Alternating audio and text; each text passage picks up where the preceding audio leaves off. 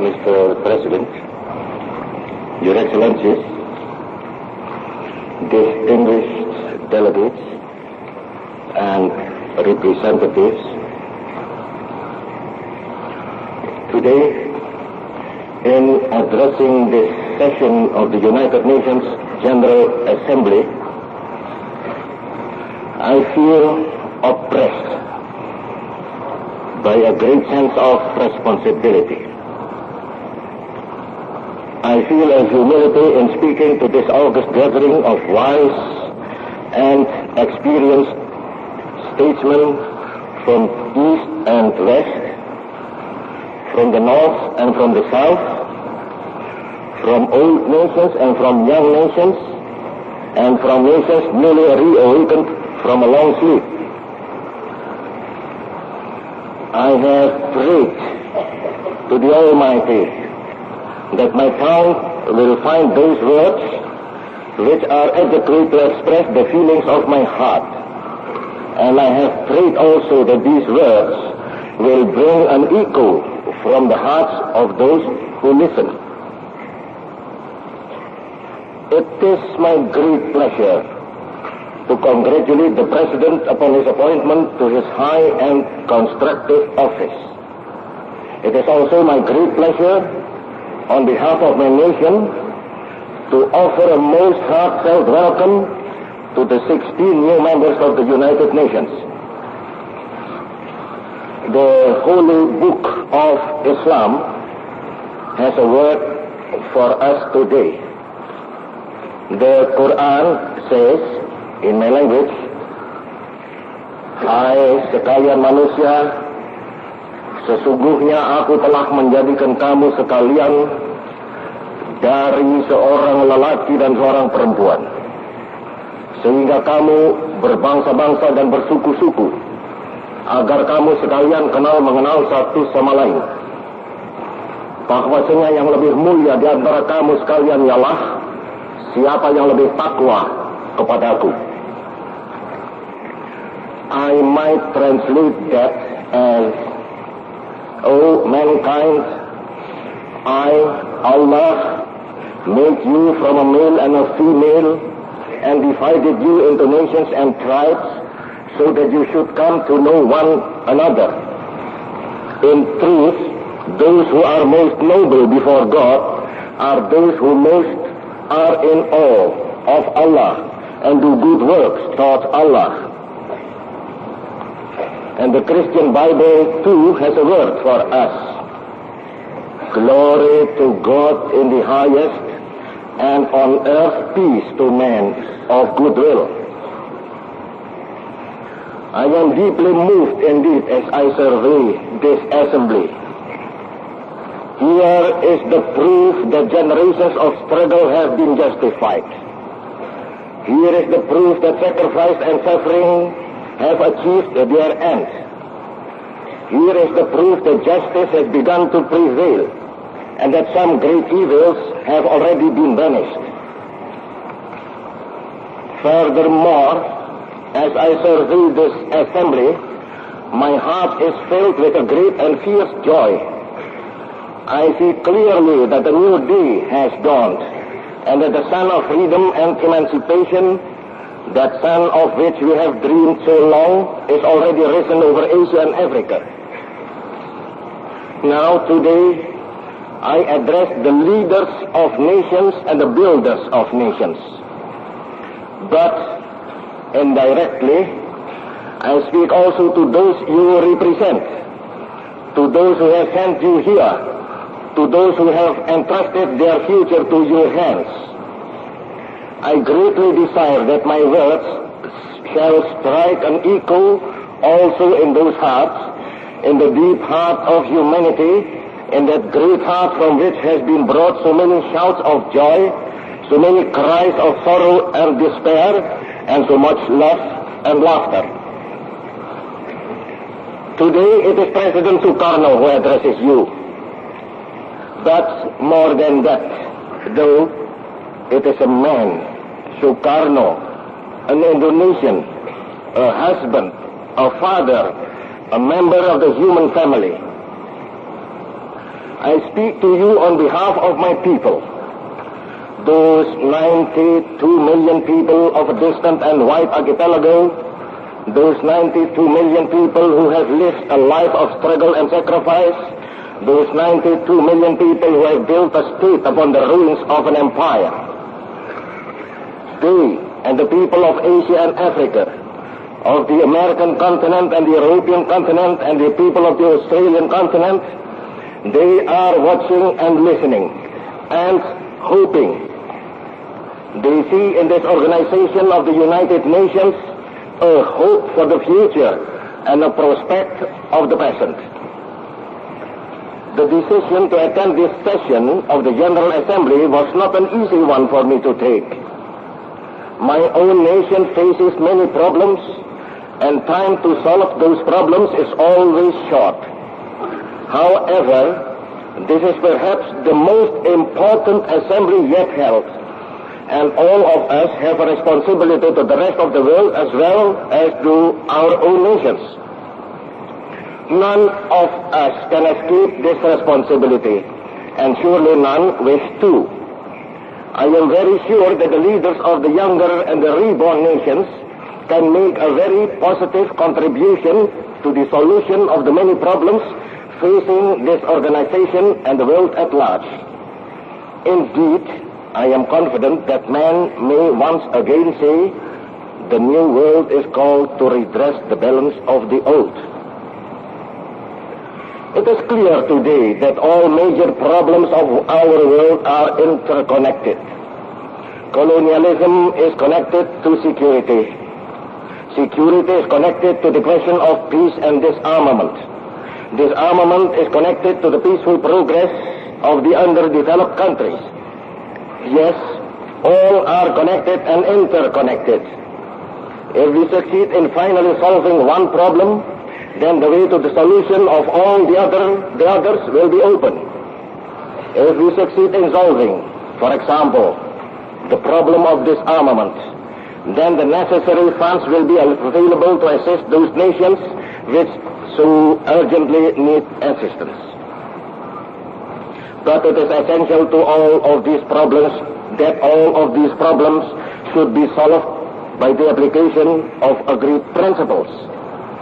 Any attempt to solve them by the use of power, or the threat of power, or by the possession of power, will certainly fail and will in turn produce worse problems. Very briefly, the principle which must be followed is that of equal sovereignty of all nations, which is, of course, no more and no less than the application of basic human and national rights. There must be one principle for all nations, and all nations must accept that principle, both for their own protection and for the good of mankind. If I may say so, we of Indonesia have a very special interest in the United Nations. We have a very special desire to see this organization flourish and be successful. By the actions of this organization, our own struggle for independence and national life was shortened. I see in full confidence that our struggle would in any case have been successful, but the actions of the United Nations shortened that struggle and saved both us and our opponents many sacrifices and much sorrow and destruction. Why am I confident that our struggle would have been successful with or without the activity of the United Nations? I am confident of that for two reasons. First, I know my people. I know their unquenchable thirst for national freedom, and I know their determination. Secondly, I am confident of that because of the movement of history. We live, all of us, and everywhere in the world, in the time of the building of nations and the breaking of empires. This is the era of emerging nations and the turbulence of nationalism. To close the eyes to this fact is to become blind to history, to ignore destiny, to reject reality. We live, I say again, in the time of the building of nations. This process is inevitable and certain, sometimes slow and inevitable, like the movement of molten rock down the side of an Indonesian volcano, sometimes swift and inevitable, like the bursting of flood waters from behind an ill-conceived dam. Slow and inevitable, or swift and inevitable, the victory of national struggle is a certainty. When that march to liberty is complete, the whole world over, then our world will be a better place. It will be a cleaner place and a much more healthy place. We must not cease from struggle at this moment when victory is in sight, but instead we must redouble our efforts. We have a pledge to the future, and that pledge must be fulfilled. In this, we do not struggle for ourselves alone, but we struggle for all mankind. Yes, our struggle is even for those against whom we struggle. 5 years ago, 29 nations of Asia and Africa sent their representatives to the Indonesian city of Bandung. 29 nations of Asia and Africa. Today, how many free peoples are there? I will not count them, but look around this chamber now. Then tell me whether I am right or not when I say that this is the time of the building of nations and the time of the emergence of nations. Yesterday, Asia, and that is a process not yet completed. Today, Africa, and that too is a process not yet completed.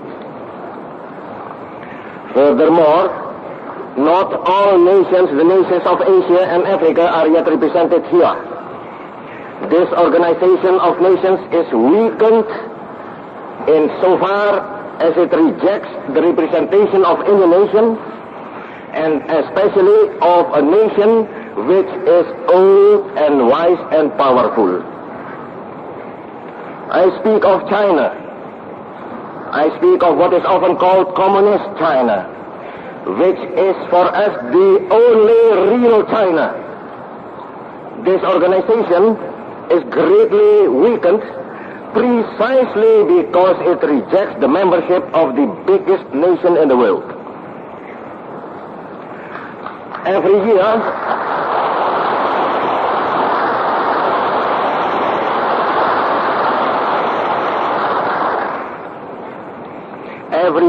we support the admission of China to the United Nations, and we will continue doing that. We do not give our support merely because we have good relations with that country, and certainly we do not do so from any partisan motive. No, our position on this question is guided by political realism, by short-sightedness, excluding a vast nation, a nation great and powerful in terms of numbers, culture, the attributes of an ancient civilization, a nation full of strength and economic power. By excluding that nation, we make this international organization much weaker, and so much further from our requirements and our ideal. We are determined to make the United Nations strong and universal and able to fulfill its proper function. That is why we consistently support the representation of China in our number. Furthermore, disarmament is a pressing need of our world. This most vital of all questions should be discussed and solved within the framework of this organization. Yet, how can there be a realistic agreement on disarmament if China, one of the most powerful nations in the world, is excluded from the deliberations? Representation of China in the United Nations would involve that nation in constructive world affairs and would thus immensely strengthen this body. In this year of 1960, the General Assembly again comes together in its annual gathering. But this General Assembly must not be seen merely as another routine meeting, and if it is so regarded, if it is regarded as a routine meeting, then this whole international organization may well be threatened with dissolution. Mark my words well, I implore you. Do not treat the problems you will discuss as routine problems. If you do, then this organization, which has afforded us a hope for the future, a prospect of international conciliation, will perhaps be disrupted. It will perhaps disappear slowly beneath the waves of conflict as its predecessor did. If that happens, then humanity as a whole will suffer, and a great dream, a great ideal will have been shattered. Remember, you do not deal only with words. You do not deal with pawns upon a chessboard. You deal with man, and with the dreams of man, and with the ideals of man, and with the future of all men. In all seriousness, I tell you, we of the newly independent nations intend to fight for the United Nations. We intend to struggle for its success and to make it effective. It can be made effective, and it will be made effective, but only insofar as all its members recognize the inevitabilities of history. It will be effective only insofar as this body follows the course of history and does not attempt to dam or divert or delay that course. I have said that this is the time of the building of nations and the breaking of empires. That is most profoundly true. How many nations have achieved their freedom since the Charter of the United Nations was written? How many peoples have thrown off their chains of oppression? How many empires built upon the oppression of peoples have crumbled into dust? We who were voiceless in the past are voiceless no more. We who were silent in the misery of imperialism are silent no more. We who struggle for life was cloaked under the mantle of colonialism are hidden no more. The world is changed since that historic day in 1945, and it is changed for the better. Out of this era of nation building has come the possibility, yes, the necessity of a world free from fear, free from want, free from national oppressions. Today, this very day, at this General Assembly, we could prepare ourselves for a projection into that future world, the world of which we have thought and dreamed and made visions. We can do that, but only if we do not treat this meeting as routine. We must recognize that the United Nations faces a big accumulation of problems, each of them pressing, each of them a possible threat to peace and peaceful progress. We are determined that the fate of the world, which is our world, will not be decided above our heads or over our bodies. It will be decided with our participation and cooperation. decisions vital to the peace and future of the world can be decided here and now. Here are heads of state and heads of government gathering in one place. There is the framework of our organization. I very sincerely hope that no questions of rigid protocol and no narrow feelings of hurt personal or national feelings will prevent this opportunity from being used fully. A chance like this does not come often. It should be fully exploited. We have a unique opportunity now for combining private and public diplomacy. Let us grasp that opportunity. It may not come again. I am very well aware that the presence here of so many heads of state and heads of government meets the hopes of millions of people. They can take vital decisions on establishing a new look for our world and consequently also a new look for the United Nations. It is appropriate now to consider the position of the United Nations in relation to this era of nation building and new nationhoods. I tell you this, for a newly born or a newly reborn nation, the most precious possession is independence and sovereignty.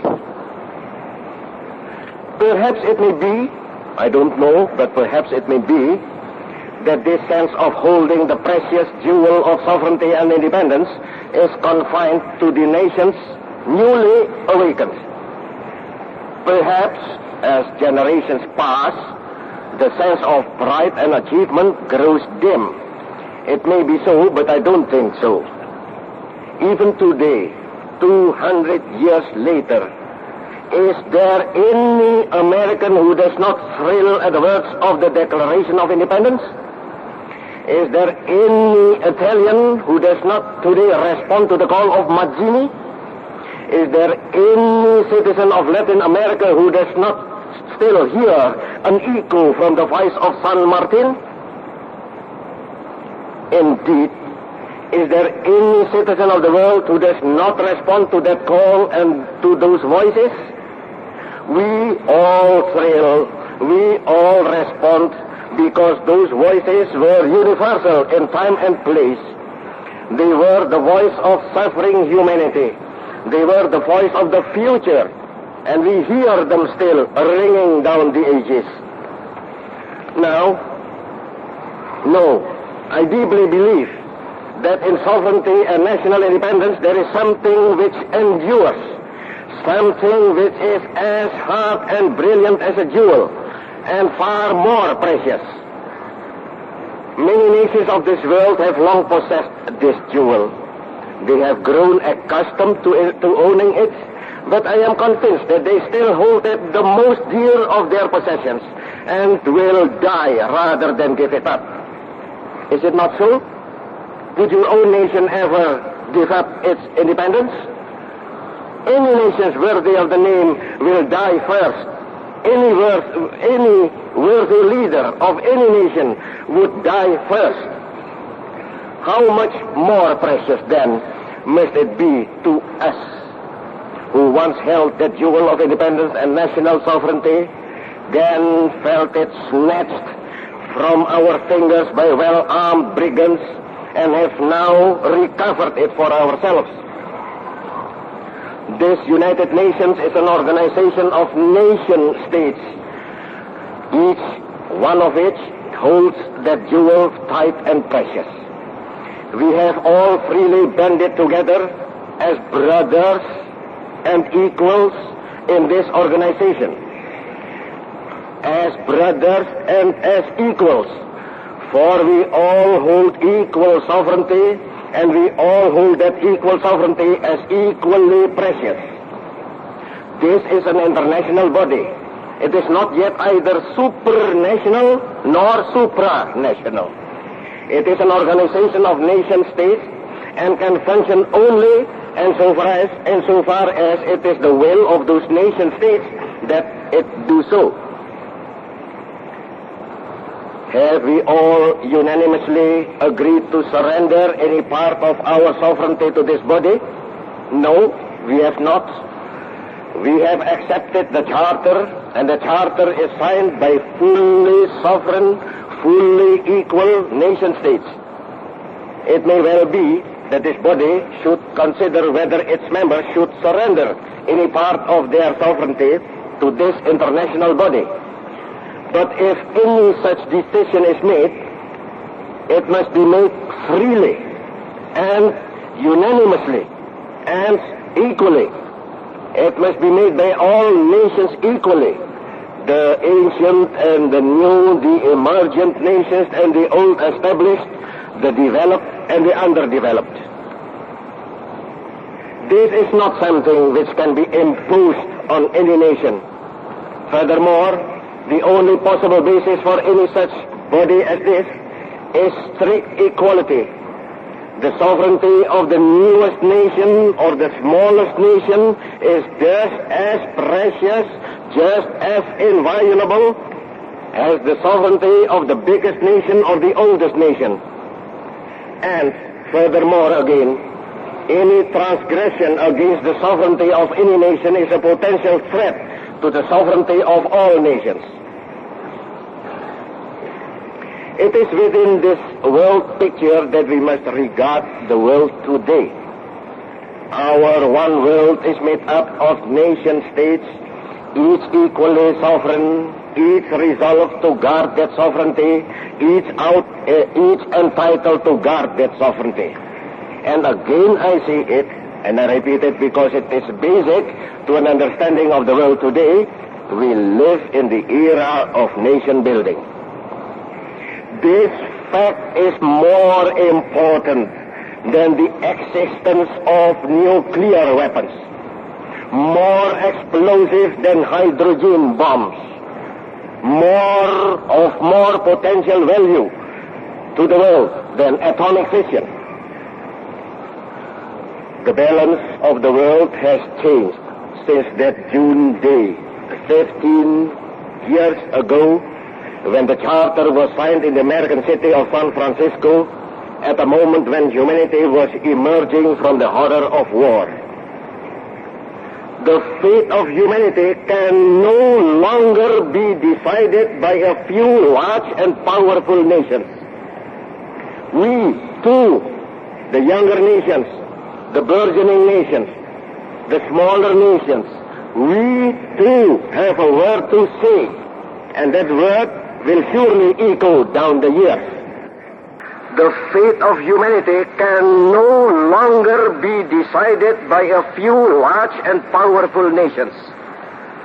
We too, the younger nations, the burgeoning nations, the smaller nations, we too have a word to say, and that word will surely echo down the years. Yes, we are aware of our responsibility to the future of all nations, and we gladly accept that responsibility. My nation pledges itself to work for a better world, for a world free from strife and tension, for a world in which our children can grow proud and free, for a world in which justice and prosperity reign supreme for all men. Would any nation refuse such a pledge? Some months ago, just before the leaders of the great powers met so briefly in Paris, Mr. Khrushchev was our guest in Indonesia. I made it very clear to him that we welcomed the summit conference, that we hoped for its success, but that we were skeptical. Those four great powers alone cannot decide the questions of war and peace. More precisely, perhaps, they have the power to disrupt the peace, but they have no moral right, singly or together, to attempt to settle the future of the world.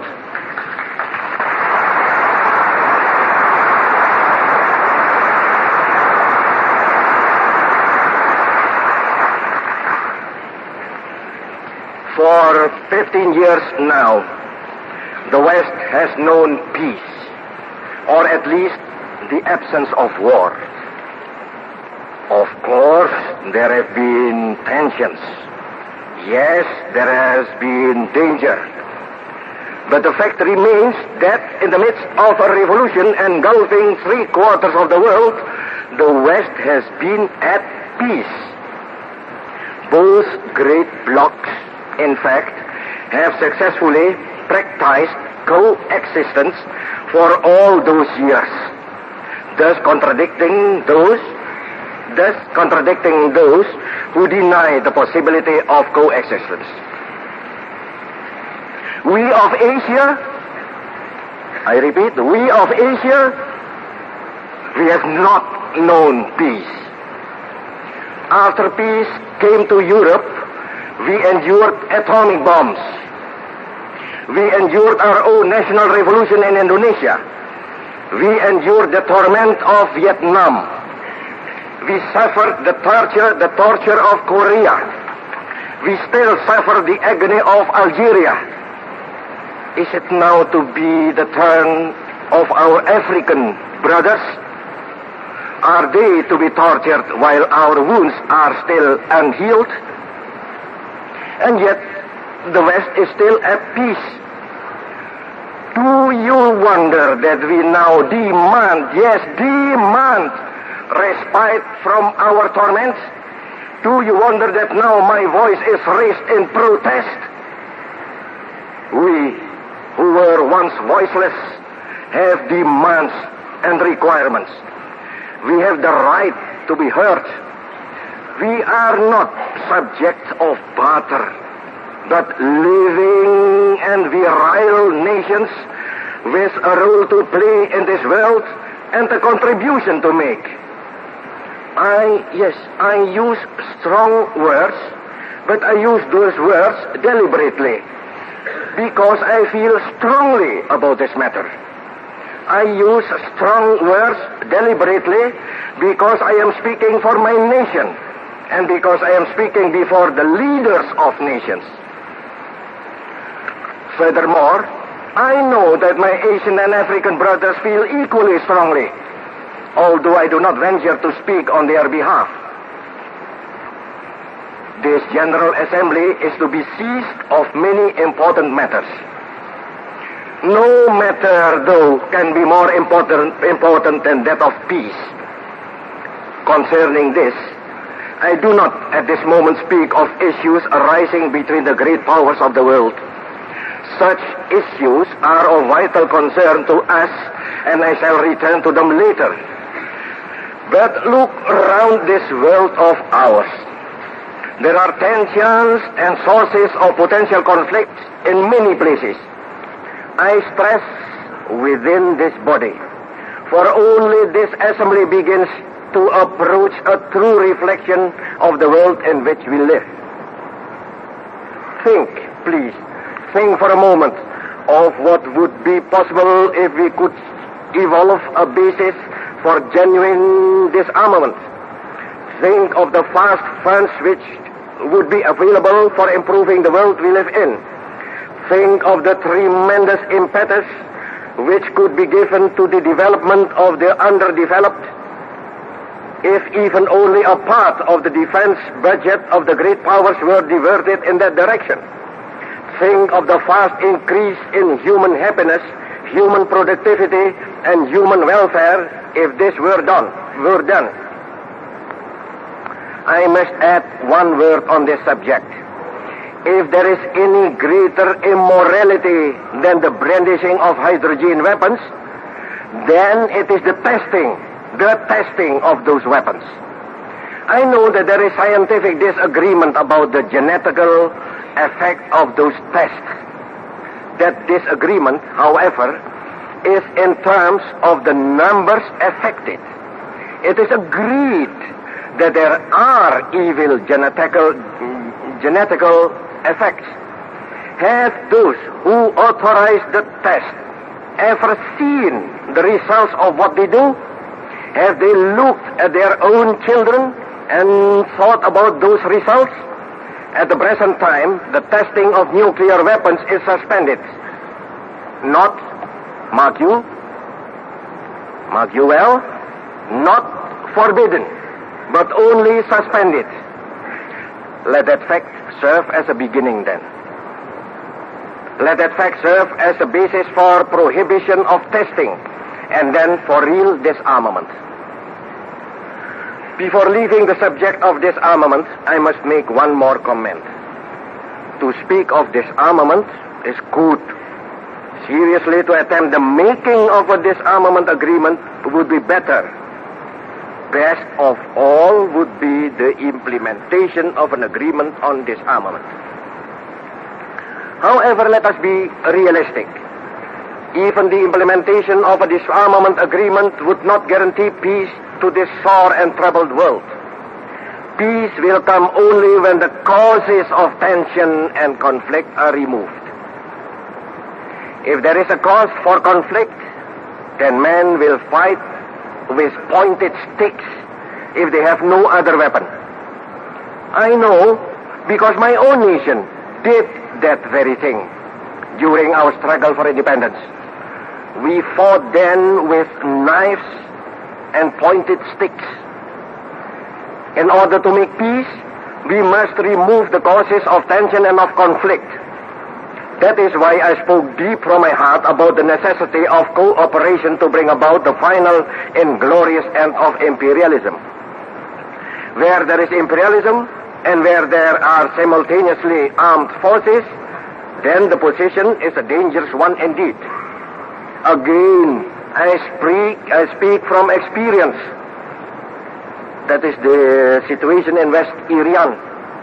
That is the situation in the 1/5 of our national territory which still labors under imperialism. There in West Irian, we have imperialism and the armed forces of imperialism.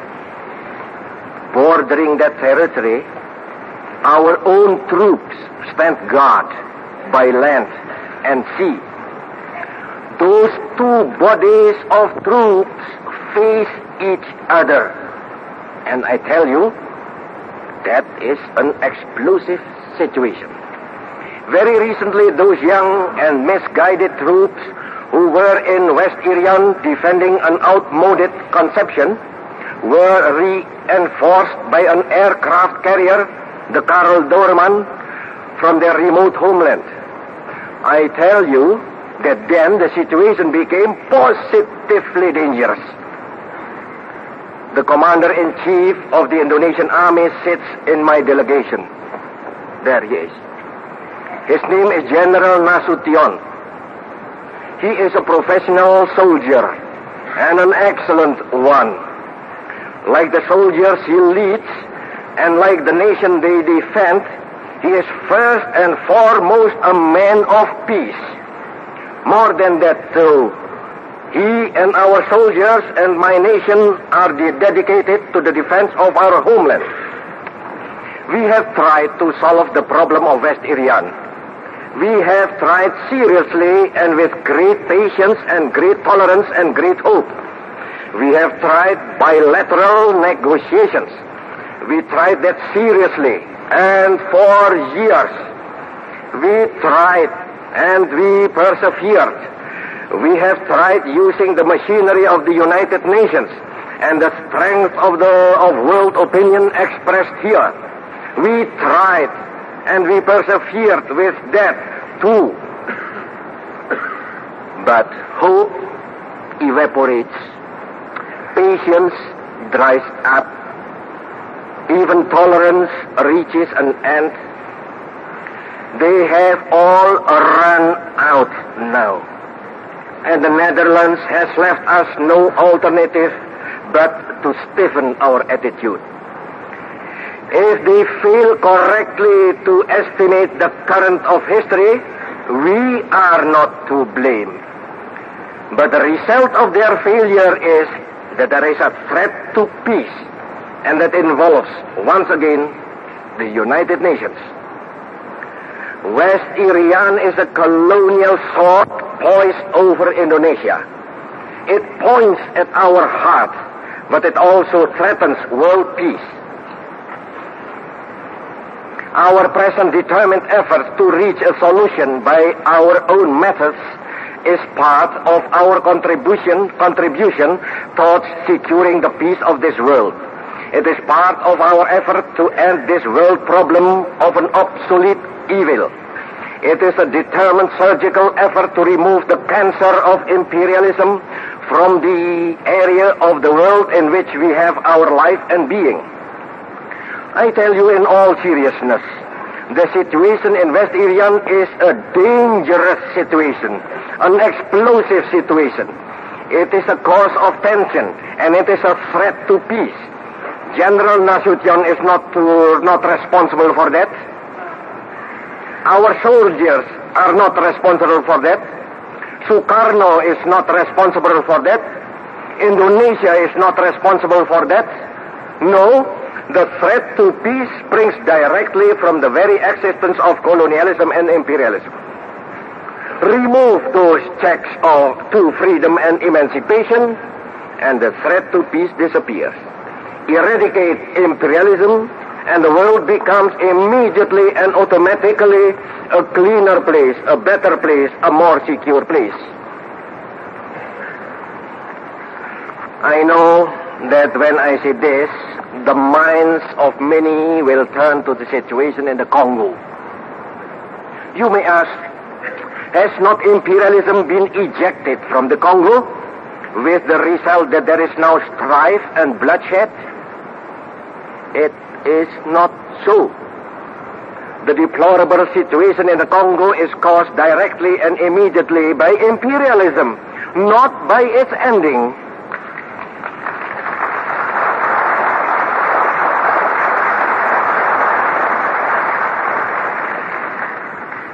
Imperialism sought to maintain its foothold in the Congo, sought to mutilate and cripple the new state. That is why the Congo is in flames. Yes, there is agony in the Congo, but that agony is the birth pang of progress. An explosive progress always brings pain. Tearing up the deep roots of vested interests, national and international, always causes pain and dislocation. We know that. We know, too, from our own experience, that development itself creates turbulence. A turbulent nation needs leadership and guidance, and it will eventually produce its own leadership and guidance. We Indonesians, we speak from bitter experience.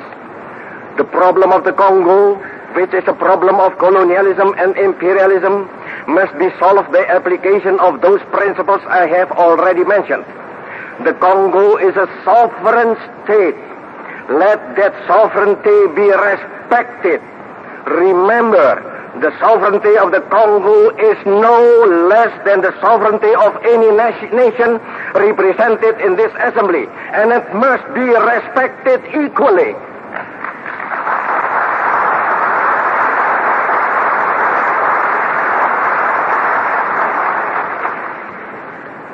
There must be no interference in the internal affairs of the Congo, and certainly no open or hidden support for disintegration. Yes, of course, that nation will make mistakes. We all make mistakes, and we all learn from mistakes. Yes, there will be turbulence, but let that go on, too, for it is a sign of rapid growth and development. The extent of that turbulence is a question for the nation itself. Let us, individually or collectively, assist there, if we are requested to do so by the lawful government of that nation. However, any such assistance must be clearly based upon the unquestioned sovereignty of the Congo. Finally, have confidence in that nation. They are going through a time of great trial and are suffering deeply. Have confidence in them as a newly liberated nation, and they will find their own way to their own solution of their own problems. I will here utter a very serious warning. Many members of this body and many servants of this body are perhaps not too well aware of the workings of imperialism and colonialism. They have never experienced it. They have never known its tenacity and its ruthlessness and its many faces and its evil. We of Asia and Africa, we have, I tell you, do not act as the innocent tool of imperialism.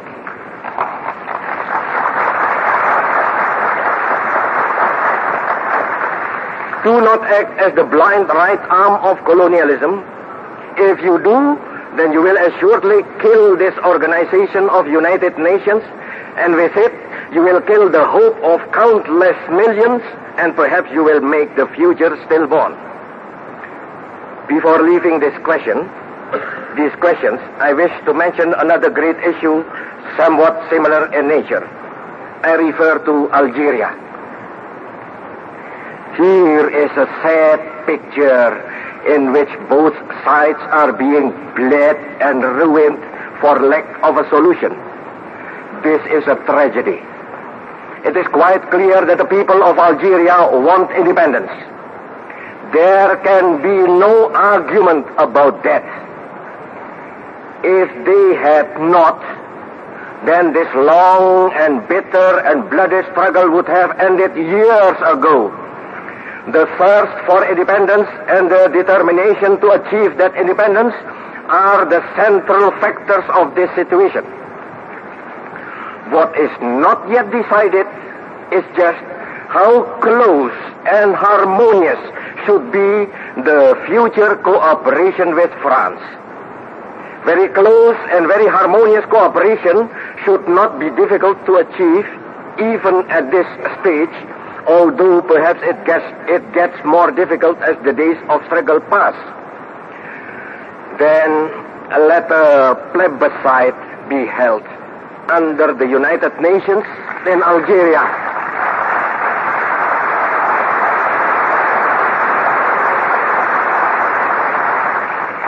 To determine the wishes of the people on just how close and harmonious those relations should be.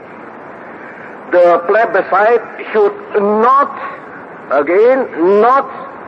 be concerned with the question of independence.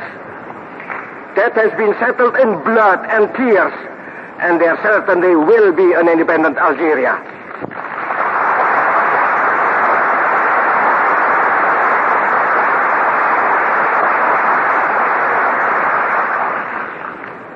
A plebiscite such as that I suggest would, if it is held soon, be the best guarantee that independent Algeria and France will have close and good cooperation for their mutual benefit. Again, I speak from experience. Indonesia had no intention of disrupting close and harmonious relations with the Netherlands. However, it seems that even today, as generations ago, the government of that nation insists upon giving too little and asking too much. Only when this became unbearable, permit me now to turn to the larger issue of war and peace in this world of ours. Very definitely, the new and reborn nations do not present a threat to world peace. We do not have territorial ambitions. We do not have irreconcilable economic aims. The threat to peace does not come from us, but rather from the older countries, from those long established and stable. Oh yes, there is turbulence in our countries. In fact, turbulence almost seems to be a function of the first decade of independence. But is this surprising? Look here, let me take an example from American history. In one generation we must undergo, as it were, the war of independence and the war between the states. Furthermore, in that same generation we must undergo the rise of militant trade unionism, the period of the international workers of the world, the Wobblies. We must have our drive to the West. We must have our industrial revolution, and even, yes, our carpetbaggers. We must suffer our Benedict Arnolds. We are, as I have said very often, compressing many revolutions into one revolution, and many generations into one generation. Do you then wonder that there is turbulence amongst us? To us, it is normal, and we have grown accustomed to riding the whirlwind.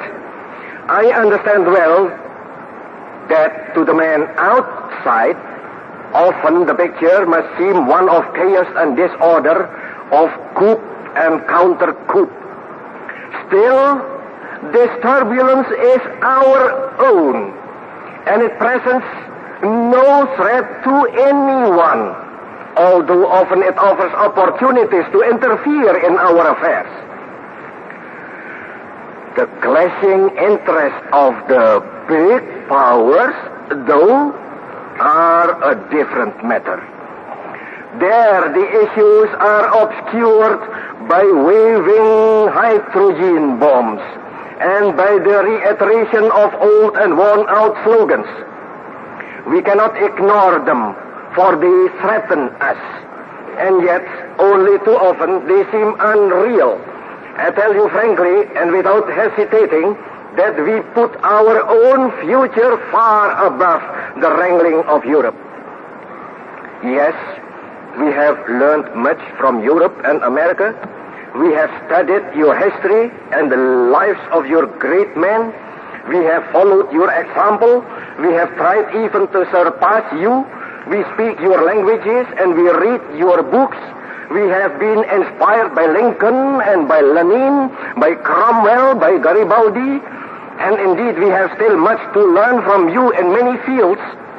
Today, though, the fields in which we have much to learn from you are those of technique and science, not those of ideas or of action dedicated by ideology. In Asia and Africa today, still living, still thinking, still acting, are those who have led their nations to independence.